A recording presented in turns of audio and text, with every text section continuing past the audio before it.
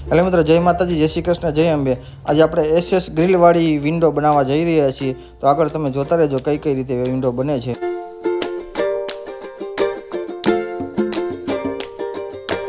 એટલે મિત્રો આ વિન્ડો જો તૈયાર થઈ રહી છે, તો આ વિન્ડો થઈ એટલે સીધા આપણે મળશું સીધા સાઈડ ઉપર જઈને તમને બતાવું।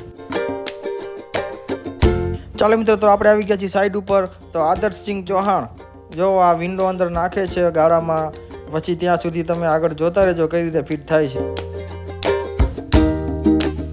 જો મિત્રો, તમે આ વિડીયોમાં જોઈ શકો છો કે ગ્રીલ કેટલી મજબૂત છે, કેટલું ખેંચે છે તોય કાંઈ થતું નથી।